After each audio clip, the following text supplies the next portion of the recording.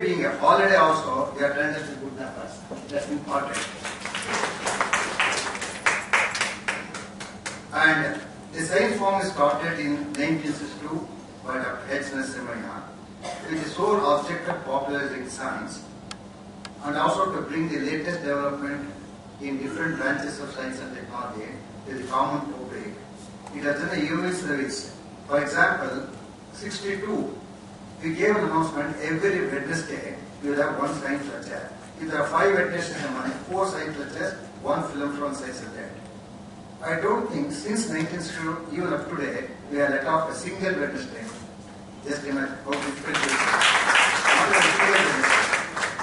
We have to call the speakers to come. Apart from that, we have conducted more than 2,700 lectures.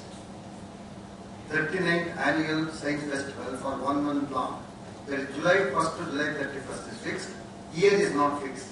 It may be 2017, 2018, or sometimes I make one, it may be 3016 also. The 1000 years are not put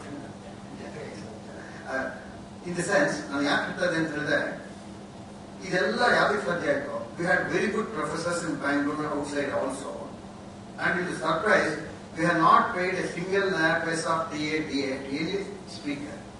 Only we have given them Uppitu coffee. I think he can appreciate that one. In bigger places, if they call, sometimes they have to pay charges, sometimes taxi charges, sometimes what's called the hotel charges. All those things will add up. By chance, if you have to spend at least 10,000 rupees per lecture, imagine 2,000, 10,000 rupees. Mind-boggling amount. It's not possible at all. We had so much of goodwill. In fact, Raja Ramana, when he was defense minister also, of course, he is a very, what's called as a man of humor with me, When I called him, he immediately told me from Delhi, Rao, if I don't give one lecture at the Bangalore Science Forum, my credibility is at stake. He is at stake. Aditya Raja Ramana. Good defense minister.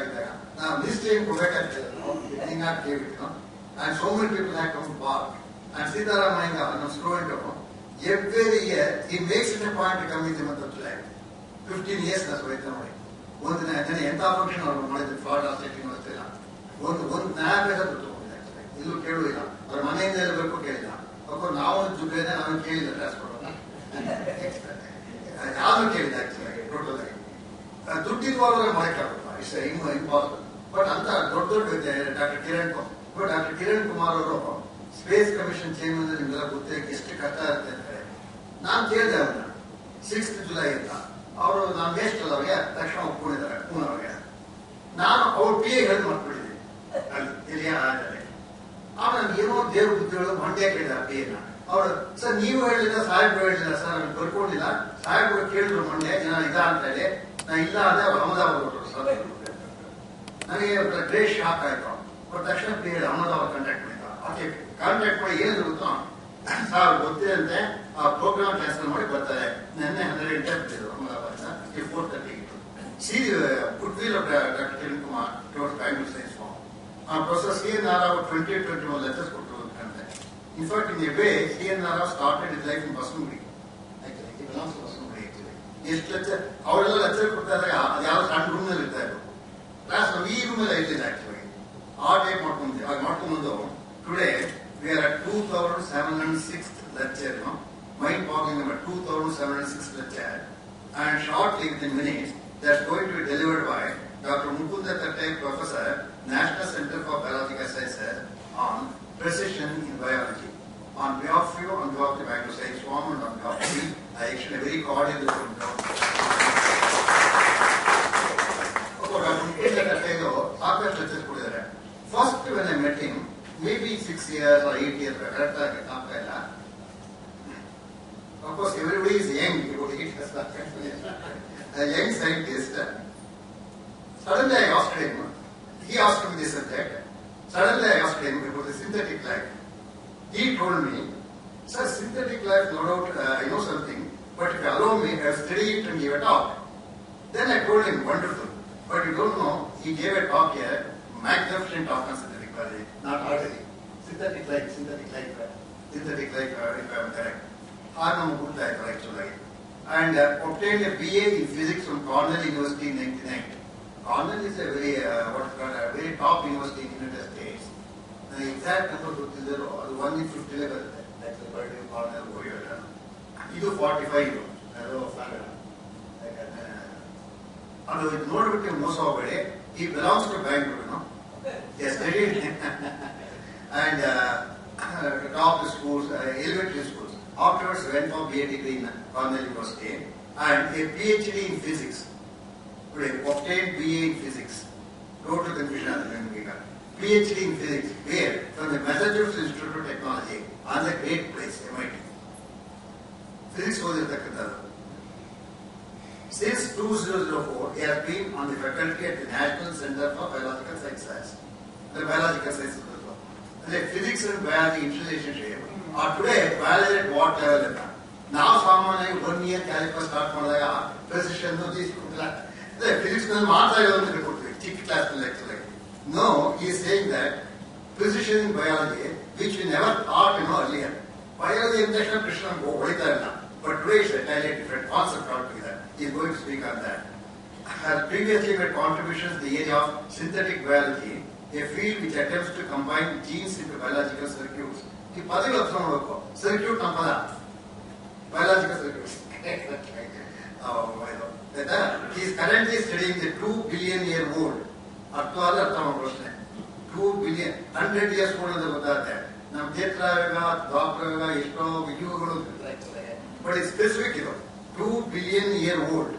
ನಿಧಾನ ಯೋಚನೆ ಮಾಡಬೇಕು. 2 billion year old ಅಲ್ಲಿ ಏನಾಗಿದೆ ಅಂತಾರೆ ನೀವು ಇದ್ರಲ್ಲೂ ನಮ್ಗೆ ಗೊತ್ತಿಲ್ಲ.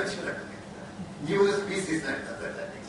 2 billion year old origins of complex eukaryotic cells. Dr. Datta is deeply involved in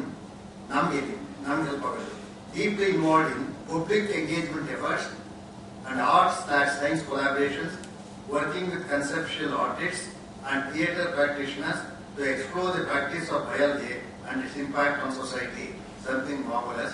ಅವ್ರು ಗೊತ್ತಿರೋ ನನಗೆ ಐಡಿಯಾ ಇಲ್ಲ. ಇವಾಗ SMS ಮೆಸೇಜಸ್ ಕಳಿಸೋ ಸಾಮಾನ್ಯವಾಗಿ ಅದು ಗೊತ್ತಿರುತ್ತೆ. SMS ಗೊತ್ತಿರುತ್ತೆ. ನ್ಯಾಷನಲ್ ಕಾಲೇಜ್ ಬಂದಿದೆ ಅವ್ರಿಗೆ NC ಅಂತ ಗೊತ್ತಿರುತ್ತೆ. NCP ಇದೆ ನ್ಯಾಷನಲ್ ಕಾಲೇಜ್ ಬಸ್ಕೊಡಿ. NCG ಇದೆ ನ್ಯಾಷನಲ್ ಕಾಲೇಜ್ ಏರಿಗ. ಯಾಕೆಂದ್ರೆ NC ನ್ಯಾಷನಲ್ ಕಾಲೇಜ್ ಎಲ್ಲ ಗೊತ್ತಿದೆ. ಬಟ್ ನನ್ನ ಪ್ರಕಾರ NC ಅಂದ್ರೆ ನಾಟಕದ ಕಾಲೇಜ್ ಅಂತ. ನಾವು ಆಡಿರೋಷ್ಟು ನಾಟಕ ಎಲ್ಲೂ ಆಡಿದ ಪ್ರಪಂಚದಲ್ಲಿ. ಸ್ಟಾರ್ಟಿಂಗ್ 1947 ಈಗ ಆರ್ಟಿಸ್ಟ್ ಅಂತ ಬಂದಿದೆ. ಟಾಪ್ ಡ್ರಾಮಾ ಆರ್ಟಿಸ್ಟ್ ಎಲ್ಲ ಇದು ಬಂದಿರ್ತಕ್ಕಂಥ ಟೋಟಲ್ ಆಗಿ. ಇನ್ಫ್ಯಾಕ್ಟ್ ಬೆಂಗಳೂರಿಗೆ ನಾಟಕ ಹೇಳ್ಕೊಟ್ಟಿದ್ದೆ ನ್ಯಾಷನಲ್ ಕಾಲೇಜ್ ಬಸ್ಕೊಡಿ. ಅಲ್ಲಿ ತನಕ ಬೆಂಗಳೂರು ನಾಟಕ ಇಲ್ಲ. 19% ಸ್ಟಾರ್ಟ್ ಆಗುತ್ತೆ. ಅಷ್ಟು ಒಳ್ಳೆ ನೇಮ್ ಇದೆ ಮಾಡ್ತೇವೆ. ಅದೇ ನಾವು ಗುಡ್ ಇನ್ ನಾಟಕ, good in academics, good in sports. ನೆನ್ನೆ ತಾನೇ ಕಂಡೆ ಸ್ಪಿನ್ ಬೌಲಿಂಗ್ ಹೇಳ್ಕೊಟ್ರೆ ನಾವು EAS person all the thing totally. So ಇದು ನೋಡಿದಾಗ ಎಷ್ಟು ಕಡೆ ನೋಡಿ conception artist and theatre practitioners they explore the practice of biology and its impact on society. Of course, science impact on society is Bertrand Russell ಇಂದ start ಆಗುತ್ತೆ. Long time ಅವತ್ತಿಂದ ಇವತ್ತವರೆಗೂ ನಡೀತಾರೆ. 100 years ನಡೆಯುತ್ತೆ. And ಇಂಥ ಯಂಗ್ ಸೈಂಟಿಸ್ಟ್ ಬಂದು physics ಅಂತ topic ಇಟ್ಕೊಂಡು biology precision ತೋರ್ತಾ something wonderful. And tomorrow we have Dr. Vidyadhara, head of the department, spine surgery department, Manipal Hospital, low back pain, lessons learned from that. Then Dr. Shyam Chetty, former director of Hospital, he retired on 30th June. NAL, glimpses into the exciting world of modern ectoplasm. ಯಾಕೆ ಹೇಳ್ತಾರೆ ಅಂದ್ರೆ university of science director lecture ಕೊಡ್ತಾರೆ, NAL director lecture ಕೊಡ್ತಾರೆ, ರಾಮರ್ಸತ್ institute director lecture ಕೊಡ್ತಾರೆ, national centre for biology director lecture ಕೊಡ್ತಾರೆ. ಈ 4 ಜನ ಒಂದೇ ಪ್ಲಾಟ್ಫಾರ್ಮ್ ಸಿಗೋದು ತುಂಬಾ ಕಷ್ಟ actually.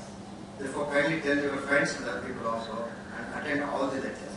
With this today, I request that Dr. Mukund to go ahead with the question.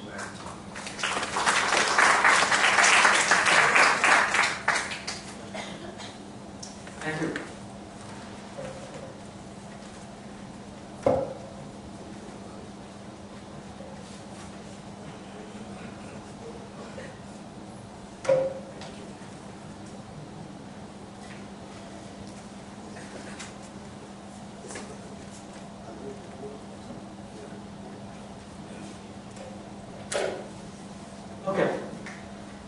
Good afternoon. Thank you very much. It's always an honor to come speak at this forum.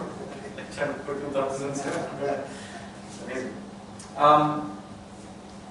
Today I'm here to talk to you about this title, Precision in Biology. I left the title very broad, but I hope you'll see that the subject is also rather broad. It covers many aspects of science. Now, before I can talk to you about precision, I have to introduce this idea of randomness or chance. So, various aspects of the world are governed by the laws of chance, like rolling a dice. And in the same way, our own lives, as you all know, are governed by random forces. So just as an introduction to my own life, I thought I would briefly let you know. So this is meant to represent my path in life. How come a physicist like me has ended up doing biology and speaking to you about this crazy subject? So this is me. And when I started my schooling, I was always interested in mathematics, in physics, and in fundamental laws of nature. So when I went to college, one of the first times that I did any research with one of my professors in college, I studied chaos theory. Chaos theory is about how the trajectories, the paths that we take are always different every time we start. And so this is meant to be a picture of chaos theory. It's called the Lorentz attractor. Shortly after that, my first experience doing research in a professional setting, I worked at Caltech, where in 1997 they were building a giant instrument, which is called the Laser Interferometer Gravitational Wave Observatory. I don't know if it's a very long name. It's called LIGO. This is 20 years ago, and my first published paper was for building a tiny piece of this giant instrument. 20 years ago. And a few months ago, this instrument finally started working, and this is the machine that detected gravitational waves, which at least some of the lectures here are about gravitational waves. So that was where I first started doing science, and I always was very interested in physics. But somehow, when doing my PhD, I took a turn somewhere, and I met a neuroscientist. And from the neuroscientist, I learned that you can actually use mathematical modeling to understand how the brain works. Not really, but to start to understand how the brain works. So you make neural networks, and you use the networks to solve complicated problems. And actually that subject is still a very, very fascinating subject. And that was my first introduction to biology. But then even that for me was too complicated. It's not possible to understand the brain just like that. And within my lifetime, I'm never going to figure out this problem. And I like to work on problems that I can figure out. Big problems are nice, but problems that you can actually solve are even better. So eventually, I ended up working on this. So what this picture here is a bacterial cell, a group of bacterial cells called E. coli. And so my work is actually studying these bacteria. Is it possible to turn these lights off so you can see it clear?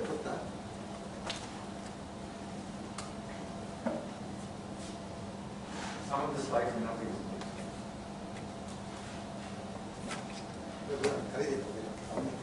So I'll move on while we erase that. Because the person knows the switches. Yeah.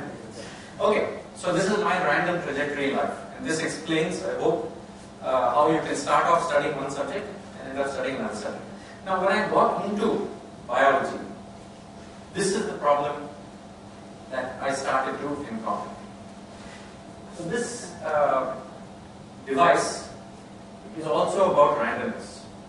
In the same way that my life was random, bouncing between different points, this is meant to be a toy that illustrates the force and the power of randomness. It's actually a 19th century toy, and it was used by a statistician named Galton, you might have heard the name of, to illustrate, to illustrate how the forces of randomness, even though they are unpredictable at a microscopic level, they become very predictable at a macroscopic scale. So I'll just explain to you what this is. So this is a box, and at the bottom of the box there's many partitions of wood.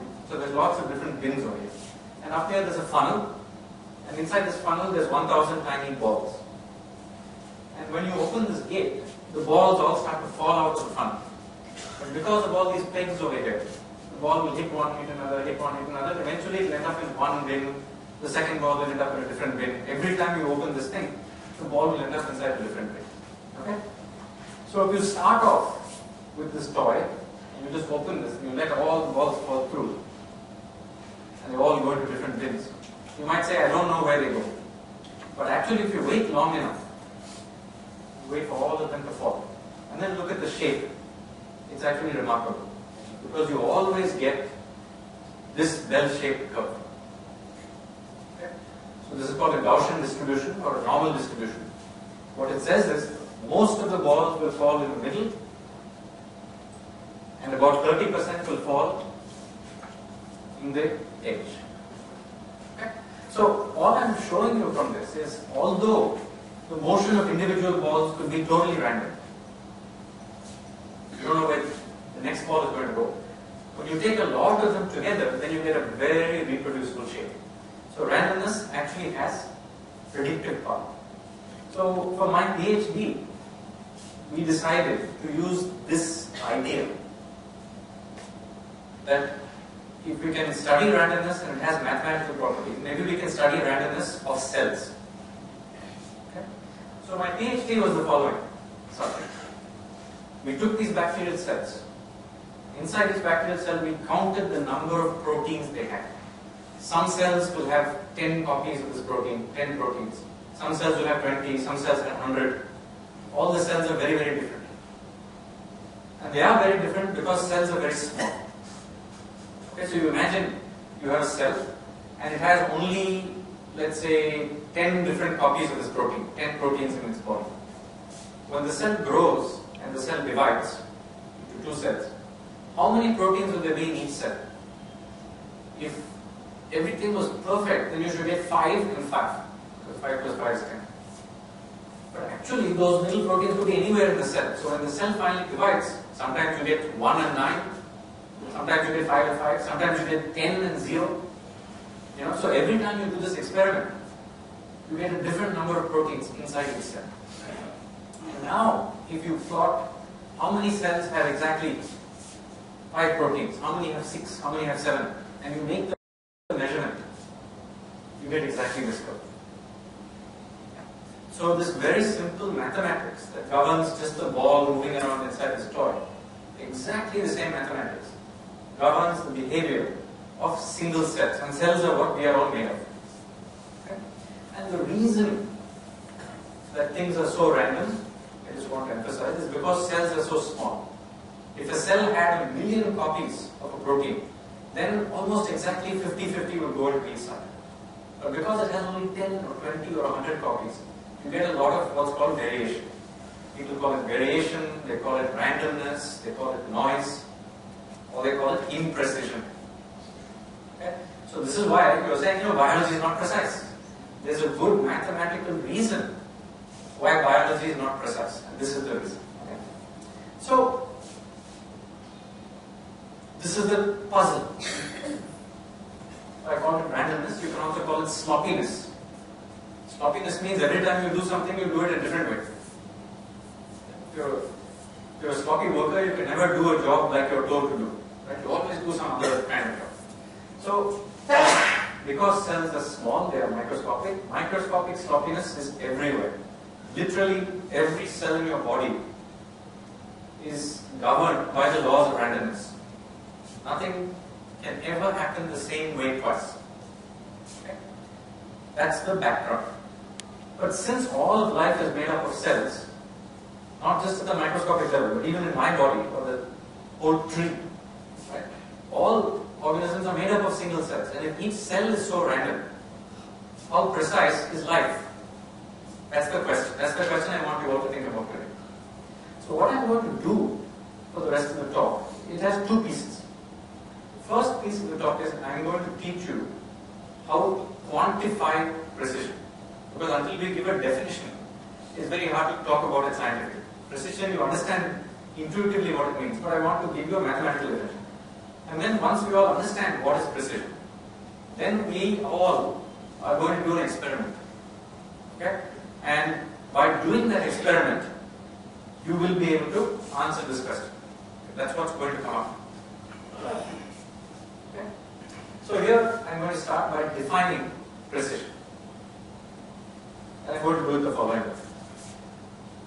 So the question of precision is the same thing as saying how much variation, how much difference is there when the same action is repeated twice, 3 times, 4 times. Like that same ball will end up in different bins, or the same bacterial cell will end up with many different numbers of proteins. Right? So if I do the same experiment again and again and again, and exactly the same thing happens, then we say it's very precise. But if I do it again and again and again, and different things happen, then we say it's not precise. But we can also put a number on it. And for this, I'm going to give you an example. An example here. This figure, this person, is supposed to be a golf player, a golfer. So golf is this crazy sport where you're supposed to take a very small ball and drop it in a very small hole that's very far away. So it's actually a very difficult sport. Because the scale of where you're standing is much smaller than the distance between you and your target. If you don't like golf, you can also think of archery or shooting or anything where you need to shoot something precisely to some point. Now the way the golfer does this is he or she will stand at the ball, they have a golf club or a stick, and they'll swing the stick and hit the ball. Okay? That's all they do. Once they've hit the ball, everything else is beyond their control. The ball is flying, and eventually, 300, 400 yards away, it will land, and it's supposed to go into a hole. Okay? Now I tell you that even the very best golfer, the best professionals, there's no way that they'll be able to get it within 1 foot. If they hit the same ball again, it will land somewhere else. If they hit the same ball again, it will land somewhere else. Even the very best golfer will not be able to get it within, say, 25 centimeters every time.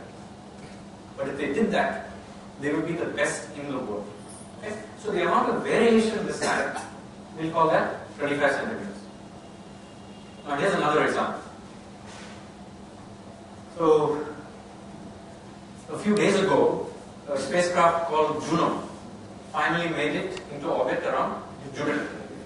Now, Jupiter is actually not that far away. There was an even bigger achievement last year when the New Horizons probe, also launched by NASA, went from Earth to Pluto. Okay? It took a long time to reach Pluto. And when it reached Pluto, so how do you send a satellite, how do you send a spacecraft to Pluto? It's the same as the golfer. You can launch the rocket, and while the rocket is being launched, you have some control over it. After that, that's it. Okay? It's just flying on its own, subject to the forces of gravity through the solar system. And eventually, it comes close to Pluto. Now, we've done all our calculations. We know where we think it's going to be when it reaches Pluto. Mathematically, I say it has to be at this point. And then when it reached Pluto, it turned around and broadcast a radio signal to Earth saying, I am at some other point. And how far apart were those 2 points? Just like for the golfer, the error was about 25 centimeters. For this spacecraft, it was 75,000 kilometers away from where it was supposed to be. Okay? So you think, oh, that's really bad. So which one of these two is more precise? The second one. The golfer is not as precise as the spacecraft, and the reason is, this is not the number we should be looking at. See, this number says how much error there is. But really we should be looking for how much error divided by the total distance. Yeah? So the red part of the curve doesn't matter. If the ruler is longer, then the error will also be bigger. That is obvious. Right? What we want to do is to divide the error, which is the red bit, from the total baseline, which is the white bit. Now if I add that information, and look, the total distance to the hole will be about, say 250 meters. Right? So 25 centimeters divided by this much, that's the error. Here, 75,000 kilometers, but the distance it traveled was 75 billion kilometers. Okay? So, look at that. What is the error? I'm going to plot now. I'm going to take this number, subtract it from 1, and that gives you the precision. Okay, so I've just taught you how to calculate precision.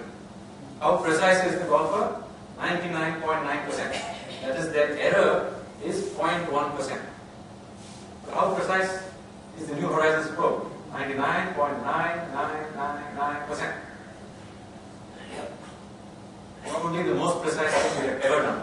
In fact, Juno yesterday was also equivalently precise. Right? And India's Mars mission was also equivalently precise. So somehow, we have the ability to launch spacecraft into orbit to reach the distant parts of the solar system with a precision of 99.9999%. You can think about all that. So this is how we quantify precision. Now I want to bring you back to answer the original question. I know how precise the golfer is.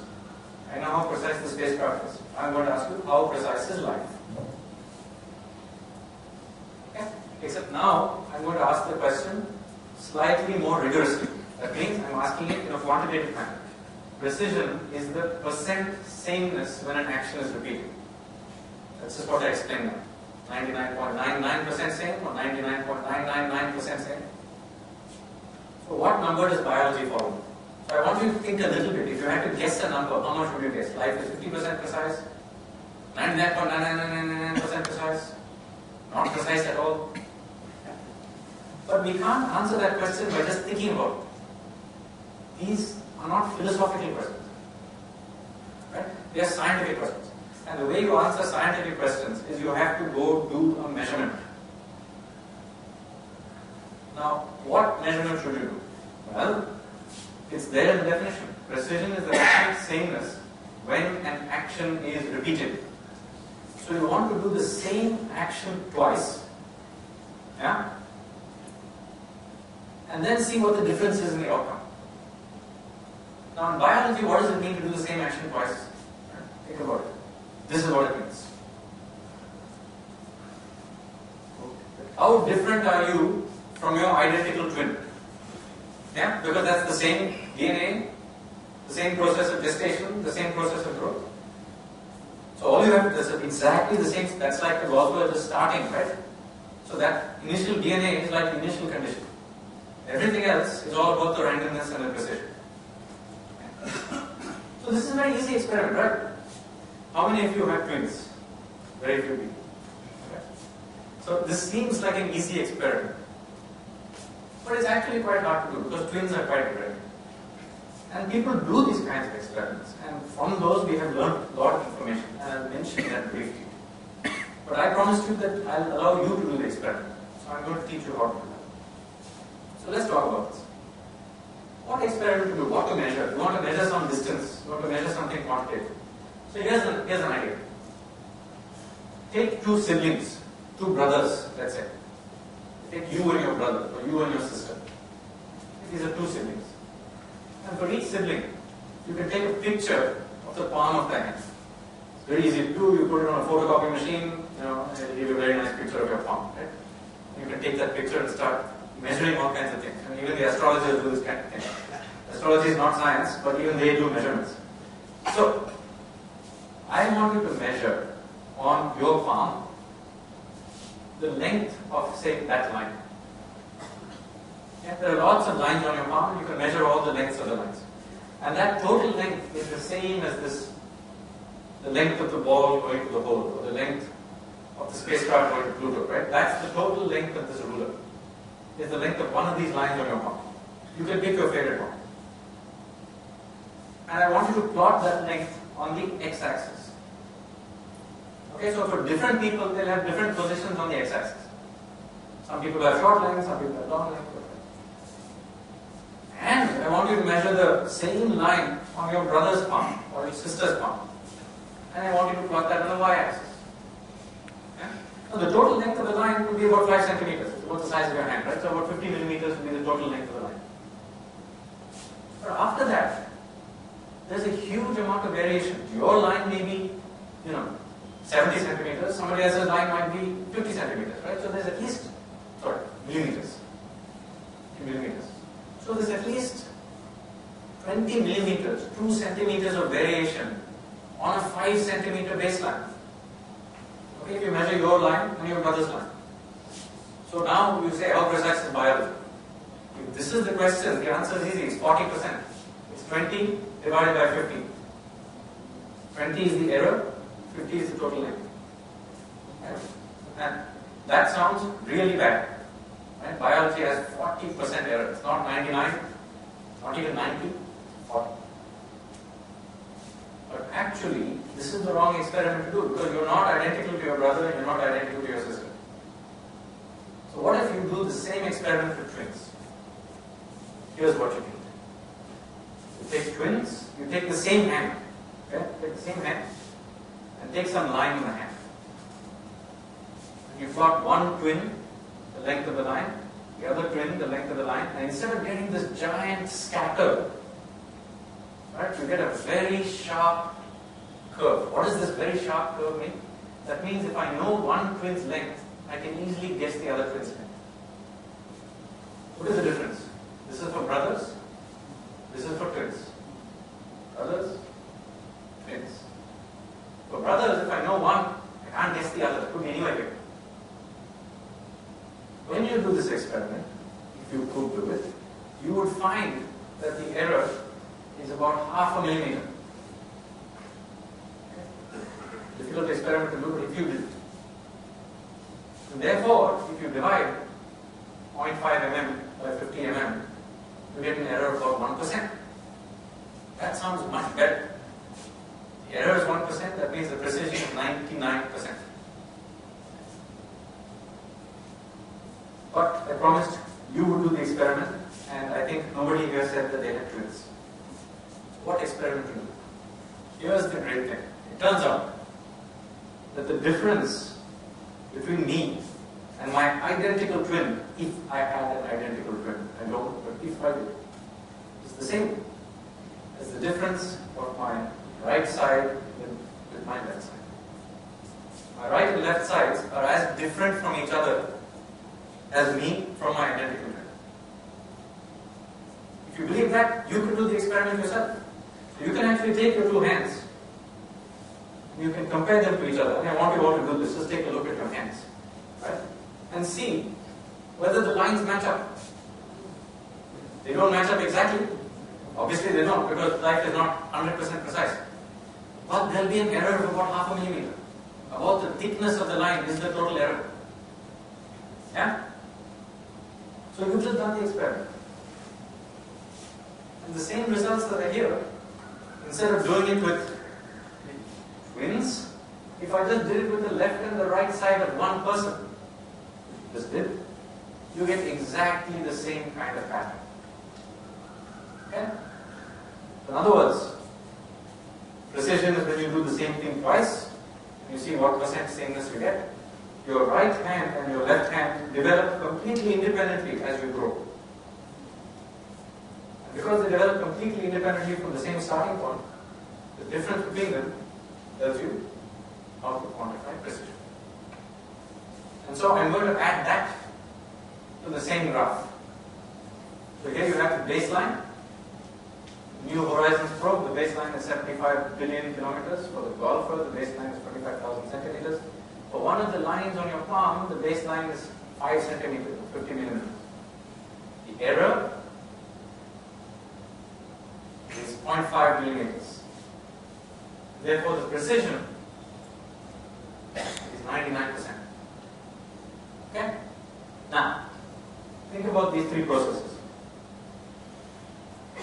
The New Horizons spacecraft that's going to Pluto, who's controlling it?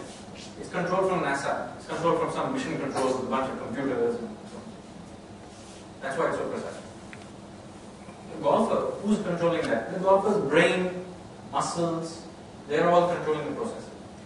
Who is controlling the line on your palm? Who's the player? The DNA. It's the DNA. Right?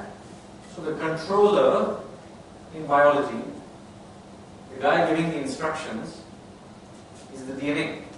The outcome of the instructions is the line on your palm.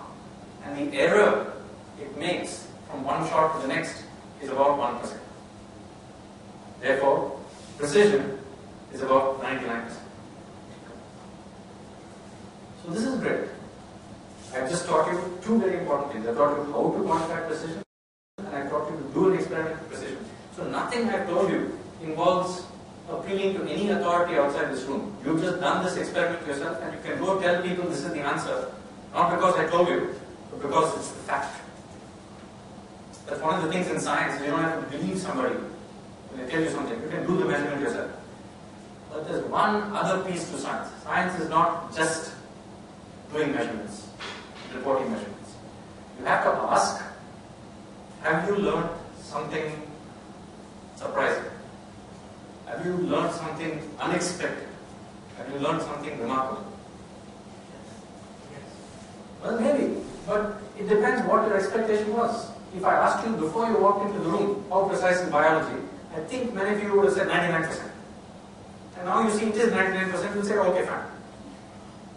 You wouldn't have said 10%, right? You would have said 99%. So, if your prior belief was already 99%, then after I've shown you this experiment, you're not surprised. The thing about science is you have to work hard to get the correct prediction before you do the experiment. Otherwise, there are no surprises. After you do the experiment, it is what it is. Well, we've done the experiment, but let me teach you how to think about this. Is it surprising that my right palm and my left palm are 99% similar? Is it surprising?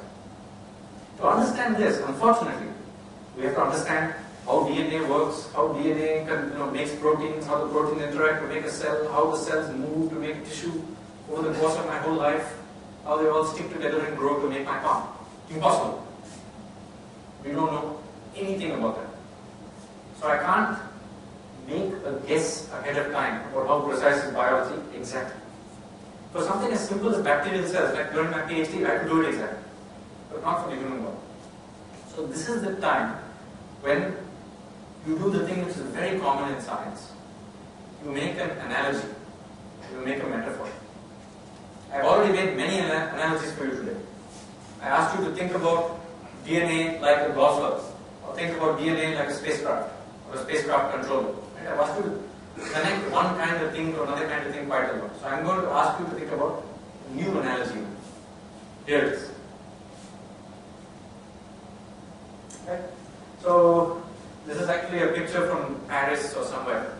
And in Paris you get a lot of these artists who sit on the street and they'll take some money and they'll draw your portrait. Yeah? Very, very common. But this scene is slightly different. It's not what it seems.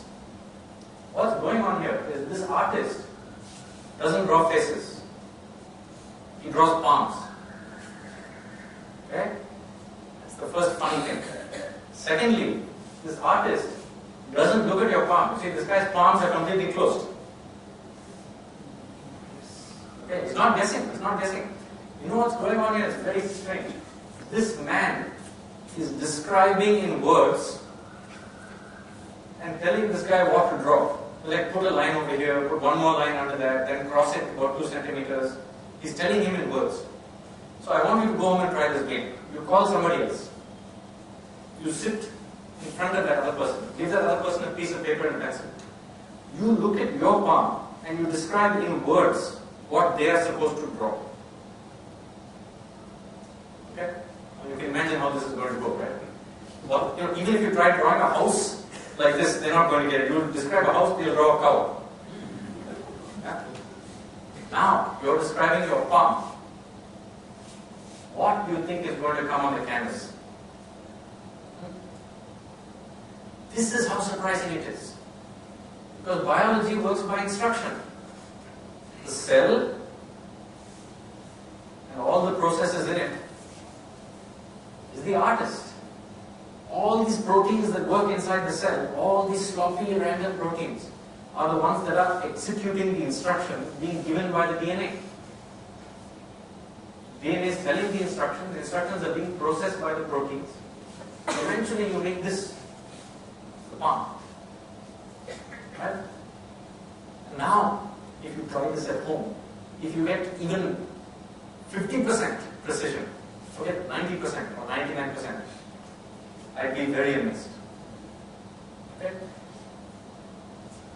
Therefore, is 99% surprising? Yes. Incredibly surprising. Okay? Could you instruct an artist to draw your palm to 99% precision? No chance. No chance.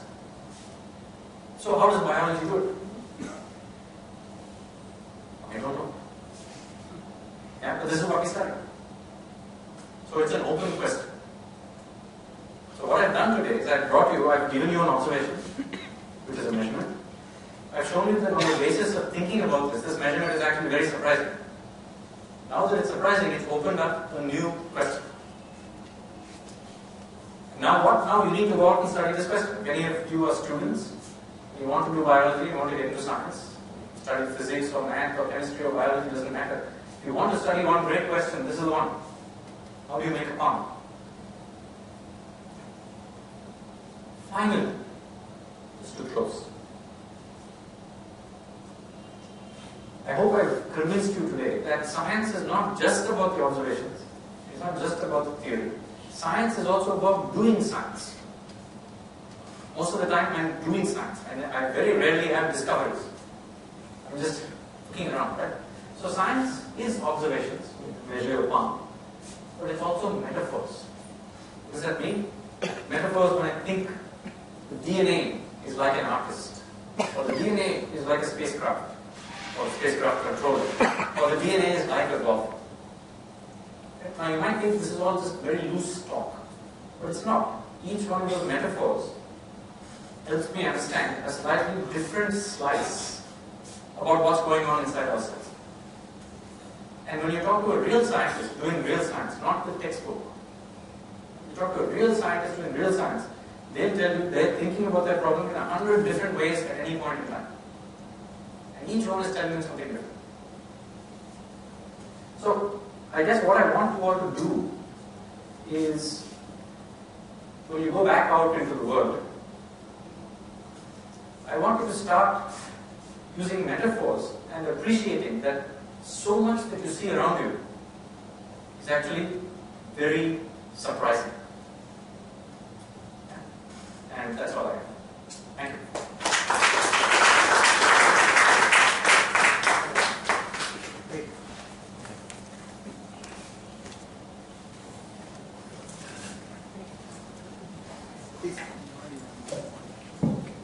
Good evening, ladies and gentlemen. We had the opportunity to listen to a wonderful talk on precision in biology. It has been very informative and interesting, sir. On behalf of Bengaluru Science Forum and all of us here, I propose vote of thanks to Dr. Mukund Satya. Tomorrow's talk by Dr. Vidyadhara, HOD, Spine Surgery Department, Manipal Hospital, will be speaking on love, back pain. All are cordially invited.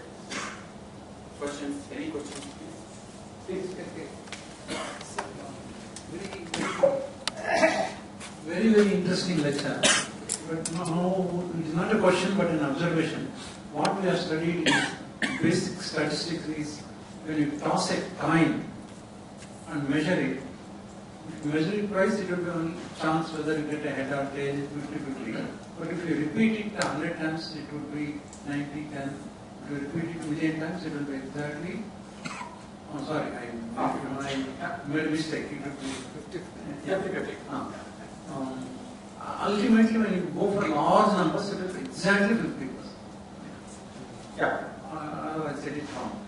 And there is also another concept in huge number statistics that if you keep all the 26 letters A to Z and take permutation combinations, classical works of Shakespeare can be randomly formed. Okay. So I'll answer. So these are observations, but I'll make questions out of it. Yes. So the first question of whether the thing will become more and more exact as we become, actually it becomes less and less exact. Okay? So when you do the same random thing again and again and again, that red bar, the error becomes bigger and bigger and bigger. But the white bar becomes even bigger and bigger and bigger. So the ratio becomes small. That's the difference. And these works of Shakespeare, these monkeys on a typewriter works of Shakespeare. If that was the case, do you really think that the way the human body is made is a huge number of random attempts and hope it comes out fine? Yeah? That's not how it works. Biology knows that it will come out almost always correct. So there's a difference from pure randomness to an engineered system like biology is. So, Do you agree that planetary system is the most precise one, almost 100%, yeah. particularly Earth moving on its own, and so do you agree that? Do I agree with you? Well, so it turns out that it's not. But let me put it this way. We know how to do the calculations of celestial mechanics very precisely. And often, the beauty of astronomy is that the precision of our calculations is incredibly high. The precision of our measurements is incredibly high.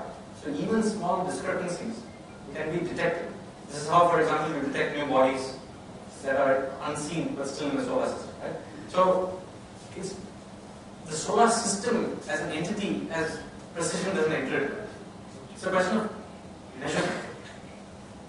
So the precision of astronomy is indeed very good. Can you, how precise our heartbeat or blood pressure, those things? Because satellite trajectory, you can correct through thrusters by knowing the error. But these things, like our heartbeat. Incredible. Incredible. Thank you for asking this question. Now imagine your heart beats about once a second, okay, for your whole life. Yeah? It's mind-blowing. The other mind-blowing thing is that every time it beats, it's slightly different. Okay, so in fact, there's a lot of chaotic dynamics in the electrical couplings of the heart. Okay, so this is a very fascinating case where you take something where each unit again is rather random, but in aggregate, it becomes not precise in this case, but incredibly resilient over the course of your entire lifetime. So the heart is an example of something which looks superficially very imprecise. And you might be misled. That may be because you're measuring the wrong thing. So the heart is a very interesting case study. If you take twins also, one twin may die sometimes and another twin will survive also. Yes, but the Analogy how we can apply there. twins are not identical. We are only partly controlled by our genes. Okay? Now, no matter how hard I think, I can't change the lines on my palm. Okay, so the palm lines are definitely determined genetically through the process of the biology. Right? But twins, after they are born, have completely different experiences, and they can easily have other differences. The only point is that they are more similar than to, twin siblings or other people who are married. So, how precise is the evolution? Excellent question. This is what I study now. This is a beautiful question. So, it's going to take a little while to answer. So, evolution is, as Darwin saw it, a process where you generate random variation.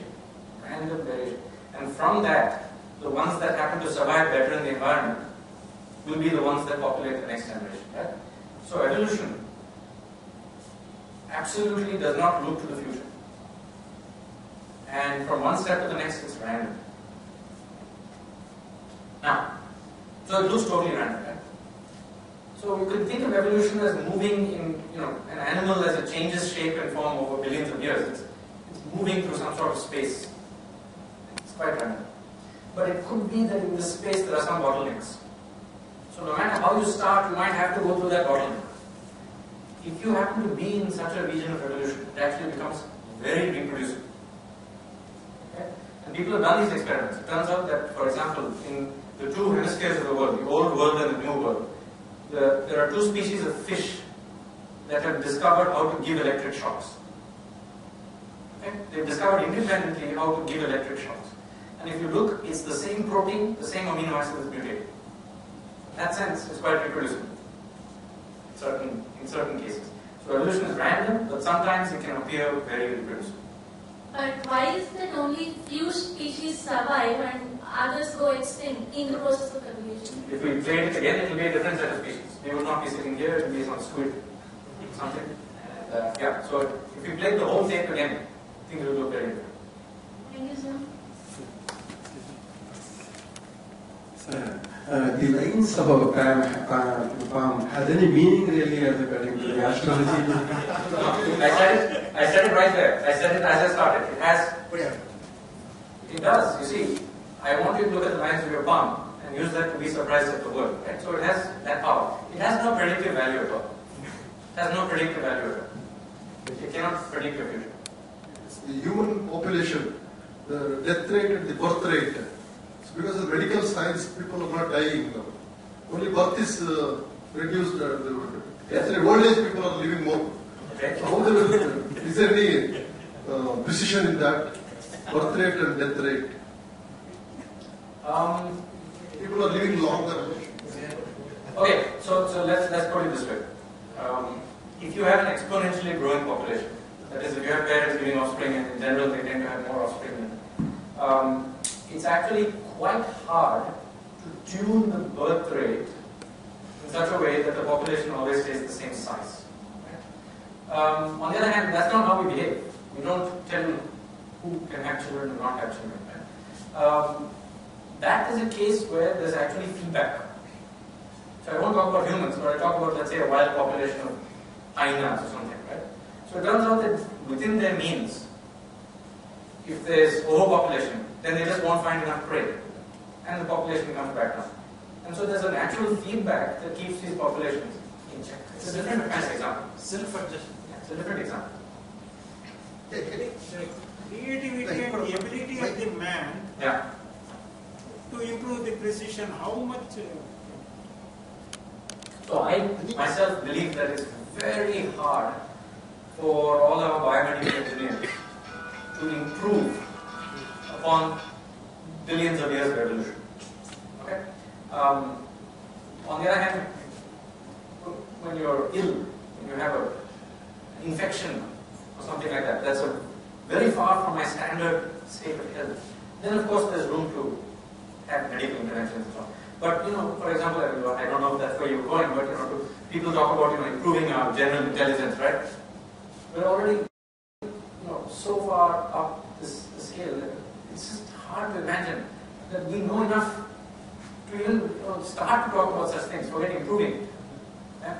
I mean, that's my answer. Sir, you said biology is 99% precise, but we considered only the length of the palm lines. If we consider more parameters, won't it become more precise? Because you'll be integrating it again and again. Yeah, but remember, there are different parameters. So when you want to make things more precise by integrating, they all have to be correlated. Okay, if you integrate lots of uncorrelated things, sorry, but the uncorrelated. If you integrate lots of correlated things, the precision can still be bad. But you make a very pertinent point. I chose one trait, and the reason I chose this trait is so that you could all do the measurement. Okay? Now, people, scientists, have measured these things in many other contexts, and you don't find 100%. You don't find 99%. So in fact, at the level of bacteria, as I showed earlier, the error is about 30 or 40%. Okay? And other aspects of your body might be rather variable from one time to the next, or from the left to the right. So this number, don't take that too seriously. This 99% is this example.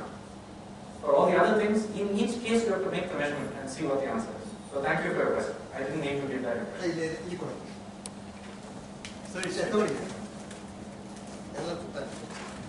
You said that in the world, we said, for example, if you take me, there are about 5 or 6 people similar to me throughout the world. How accurate is that? How accurate is that? And what is the accuracy? With regard to your observation belief. It's not true at all.